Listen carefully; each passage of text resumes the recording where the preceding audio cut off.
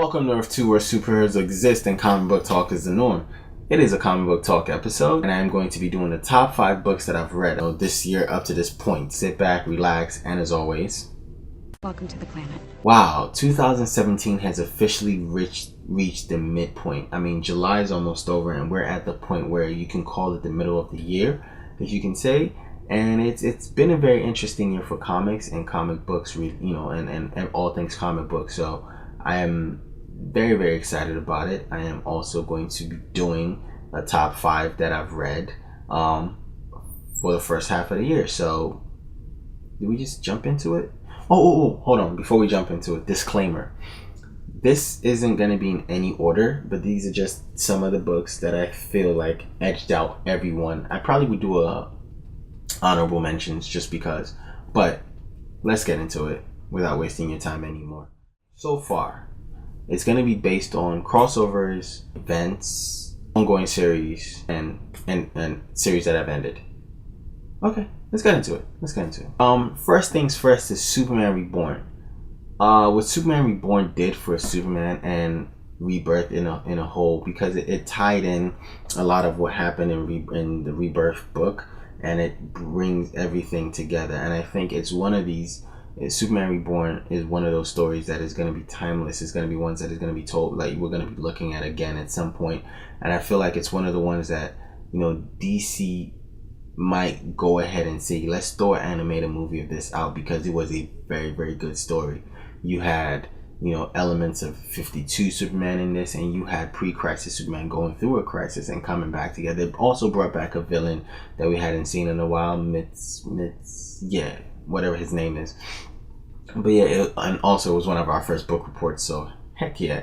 I'm going to be talking about Superman Reborn. We're going to be talking about Superman Reborn for a while as a I think in the culture, superhero comic book culture, we're going to be talking about Superman Reborn for a while. It was one of those really, really good ones, and I really, really appreciated Peter Tomasi, and Peter Tomasi wrote the hell out of it, and I thought it was really, really, really good. I'm still reading Superman right now, and Superman has just been really good. And I think it's one of those where everyone should, if you haven't read the Superman Reborn, is to go back and pick it up and read it. It's not gonna hurt anything. It's actually gonna make reading Superman from here on out a better experience. So go for it. If you also need to talk about it, if you also need to understand it more, you can go watch our book report for Superman Reborn. It was a lengthy one too. I talked about it for a little bit. So check it out. That's the first one. Another one, this is going to be from DC again, is the Button crossover event between the Flash and Batman. This was a very good one. This I don't know how to put this. This was a very good crossover event. It felt short to me, but it felt like it's set up. It felt short to me, but it set up, future books. Set up the future of the Batman. It set up the future of the Flash. It's also going to set up, Doomsday Clock in September. What didn't this book do? It brought us flashes of the JSA. It brought back the Flashpoint world. It brought back the Flashpoint Batman. We saw Batman and Flashpoint Batman kick ass in this one. This was it brought back Eobard. It brought back, it teased Dr. Manhattan in this one. It teased the Watchmen. It just was a powerful book because of, what it's doing to the DC universe as a whole, what it's gonna open up or show. So this is something that I was very interested in, and I think everyone should have read it. If you hadn't, please go back and go find it and go read it. It's actually, for a digital comic book reader, it was actually so good that I actually picked up the hard copies, each hard copy, so you understand how that book made me feel. It was that good. So I think everyone should definitely look into it, and if you haven't read it again, man, like I said, go pick it up. What are you doing? Why are you wasting your time? Go right now. Stop this video. Go right now. Go pick it up. And again, also, if you want to know anything more about it, because we did a book report about it, go ahead. It's up there. Click it. Go watch it. we did weekly book reports for it when it came out, and then we did the the overall book report for it. So yes, definitely go pick it up. This one is coming from Marvel, Secret Empire. I know how you guys feel about it and how you guys feel about Captain Hydra, Captain America not being Captain America, being Captain Hydra. It is one of the best Marvel events in a while. Like, if you loved Civil War, the event, not the movie, the event Civil War, and you haven't really gotten into any more Marvel events since then, Secret Empire is the one for you. Like, you pick it up, and again, I know how everyone feels about Captain Hydra and a symbol of America being a Hydra agent. Hydra is not the Nazis.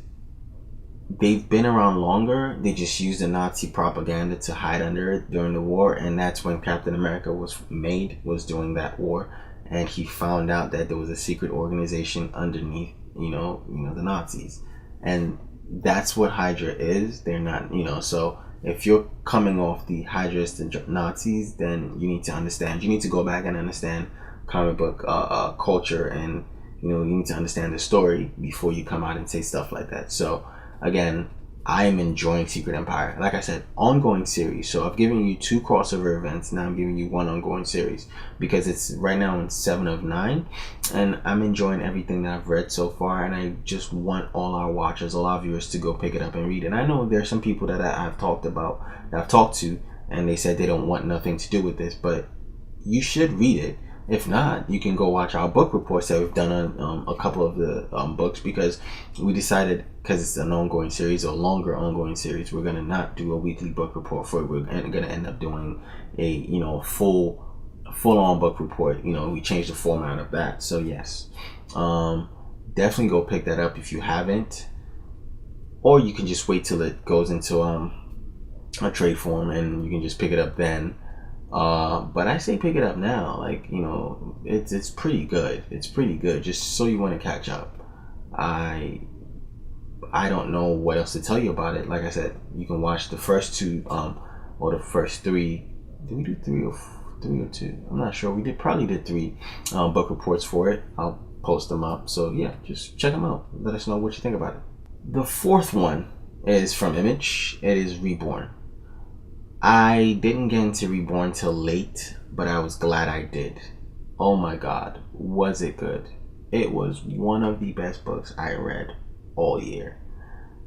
It had the emotion, the feels, just everything you needed in a book that you don't get in a lot of in a lot of books. It was just man, it captured everything. Captured the essence of family, love, like the afterlife. It talked a lot about that, and it made you, I think, like I said on the book report, it made you feel a certain way. Like if you had kids and you wanted them to understand, like, oh, daddy or mommy's in a better, granddad or grandma's in a better place, I'd give them Reborn to read. If when I do have kids and there's a death in the family, I will be like, hey man, read this and understand what's going on. Again, it fantasizes the afterlife, but it makes it okay for people who don't know how to deal. And again, it makes it okay for people who don't know how to deal with death, because there are people who do not know how to deal with death. If you're not talking to someone, you want to lock yourself up. Like, some comic books have helped people through a lot of stuff, and Reborn might be one of those ones. But it was also a very, very good story, and it just, oh my god, it was damn near perfection. I loved it. Again, you can check out our book report for that one. So that's Reborn, and it was pretty good. Don't get that mixed up with Superman Reborn, okay? That's Reborn from Image. And finally, this is another one that I'm going to give you from Marvel. It's ongoing. I am going to clump these 2 books into one entity, into one. Get it? I'm throwing up the X. Exactly. It's the XMen Blue and XMen Gold books. Exactly. I have no words. like what these books have done is go back to what we know as, you know, to the X-Men that we know and the X-Men that we love, and even take some of the what they've done with the older characters, you know, the ones they've been building up, and leave them there and leave them so that we can understand these new characters and what they're going through. Like the legacy characters are still there, and it's just an amazing, those two books are amazing, and I'm reading both of them back to back, and I'm loving it. Like every week I caught up with them super late, but Vito was like, yo, you need to read X-Men Blue or X-Men Gold or X-Men Gold, and I'm like, I'll read both, it's okay. And I just went, I think one day I went and got Blue and Gold, and I read them, and I ended up going back and getting all the issues, and I'm currently up to date, and I'm like, oh my god, this is so good.